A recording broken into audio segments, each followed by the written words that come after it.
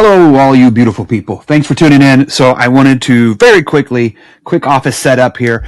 I wanted to talk about a debate I saw, and I only watched maybe the first 10, 15 minutes of it, between Ben Shapiro, who is a Jew who believes in theism, right? So he believes in God, and a popular YouTube skeptic, atheist called the Cosmic Skeptic, right? I don't know if you've heard of him or not. He's quite popular, big following.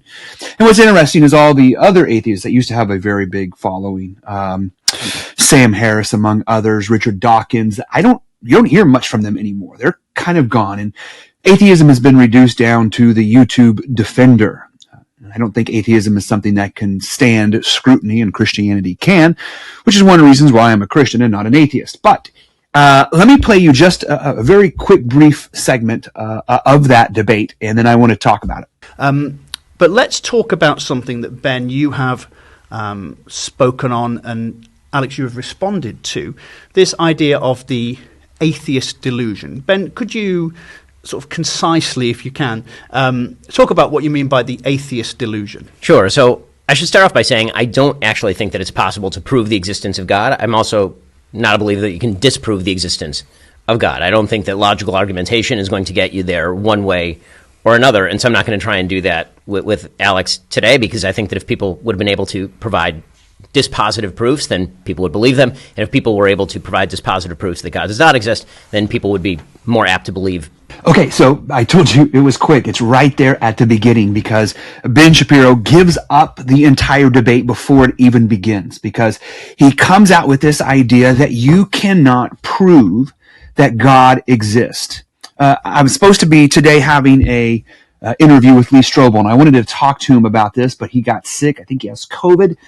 So prayers for Lee, and maybe I can just talk to you guys about it, because what do you think about the idea that you can prove God exists?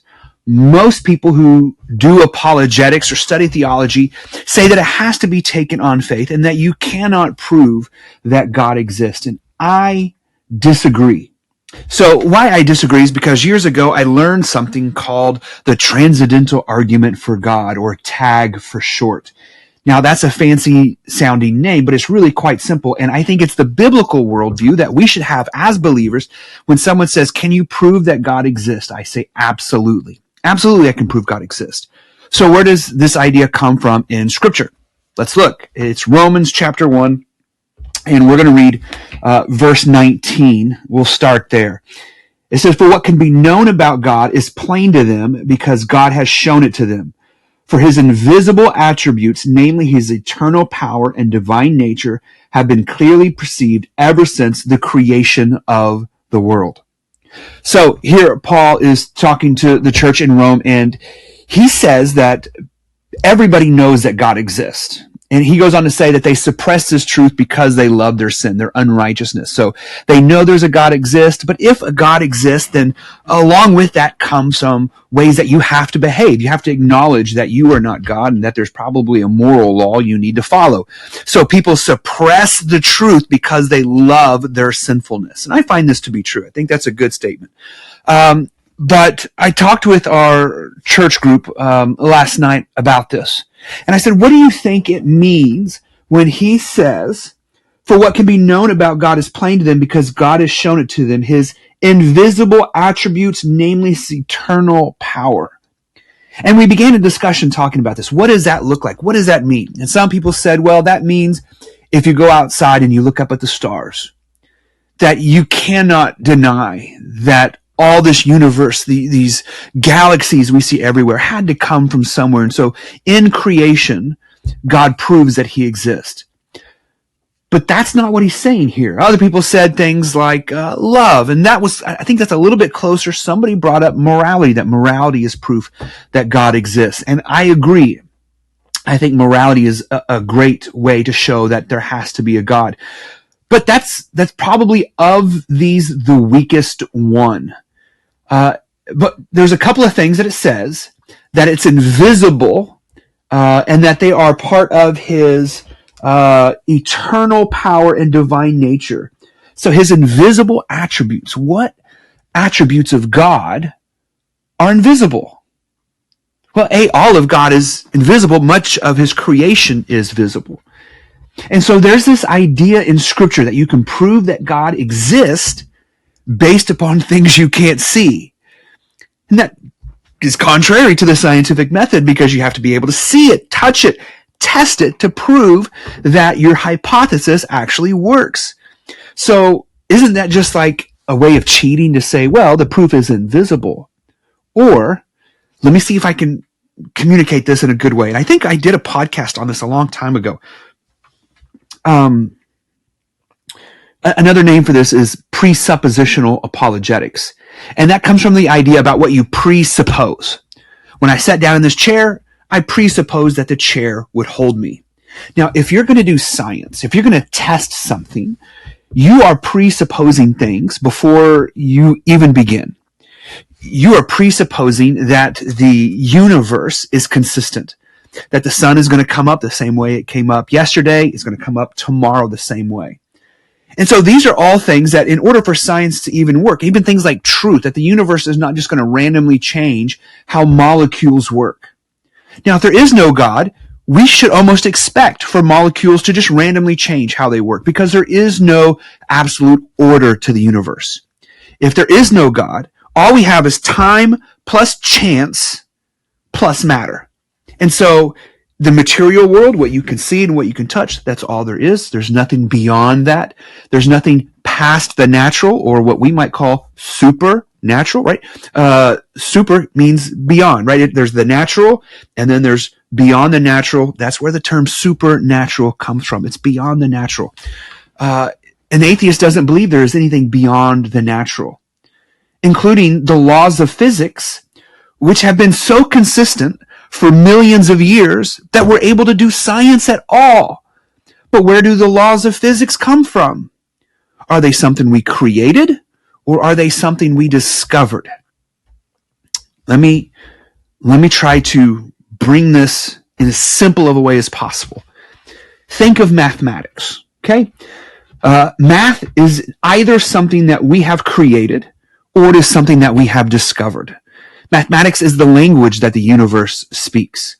If it is something that we merely have discovered, well, minds are different, then we would expect mathematics to develop differently in different places in the world. So the math in China would be completely different than the math in the US.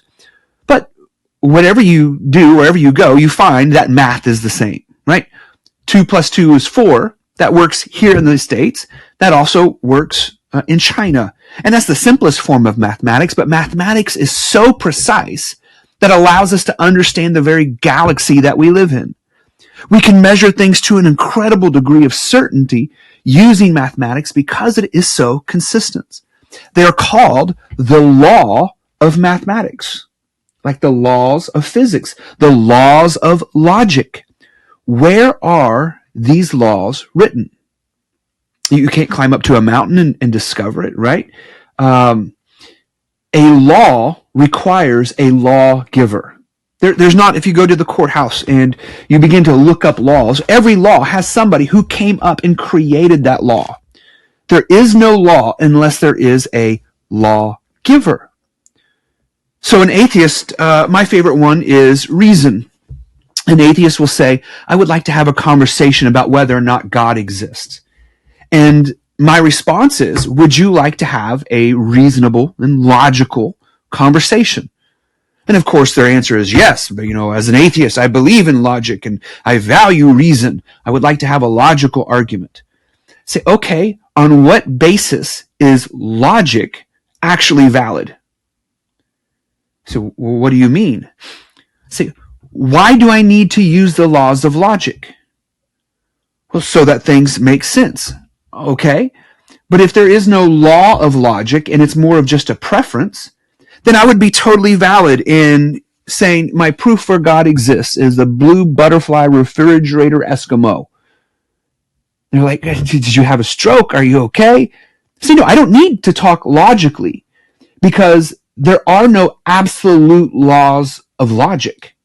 There are no absolute laws of morality. There's no absolute laws of mathematics. There's no absolute laws of physics. It's just something mankind made up for us to get to be able to communicate a little bit better. That's the atheistic position, that all of these laws are, they can change on a whim. They're subjective. And so in the same way they would say morality is subjective, that, different cultures have different morality. True. But the person who's being insulted always knows, even if they're groomed, that it's not okay. There is an absolute morality. There are absolute laws of logic. There are absolute laws of mathematics and physics. All of these laws are invisible, right? They are immaterial. In the same way Romans says that he has these, his invisible attributes, namely his eternal power. So invisible attributes. So these are things that are a reflection of who God is. God is a moral being, right? He is a just God. So the justice and morality that we experience, though it is an invisible foundation, it is a reflection of his character. Scripture says, come, let us reason together. Do you know that reason and logic are Christian values?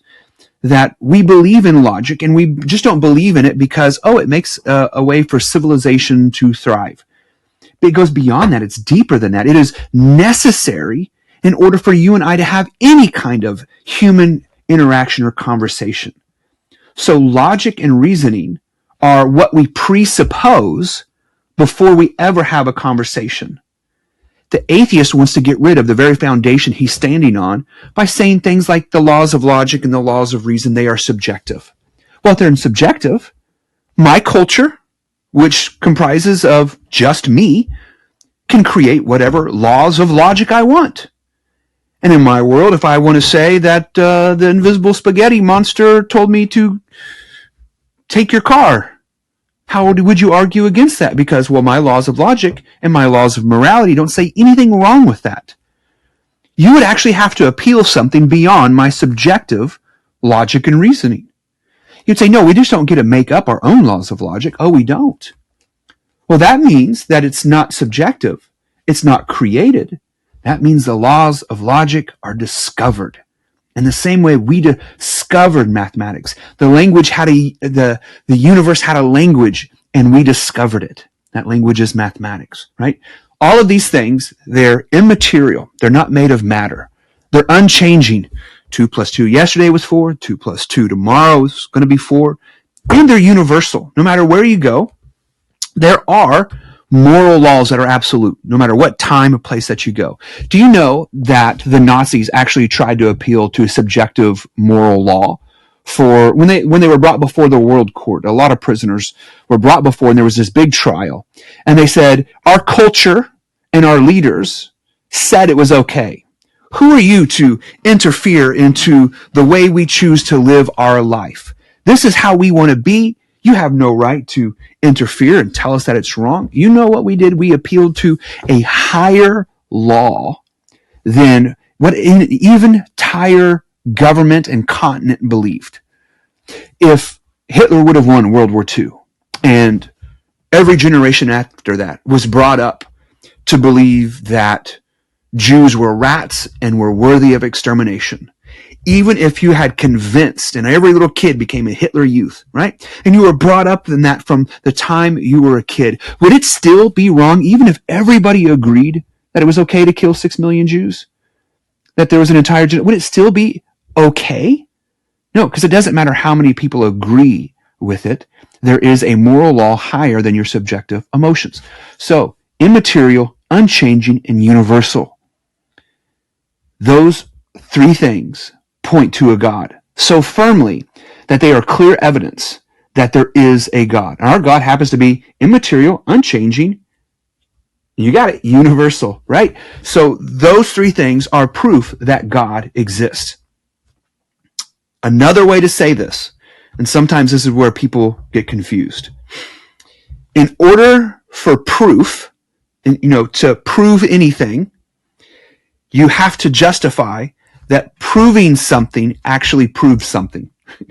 Can you follow that? It's kind of confusing at first.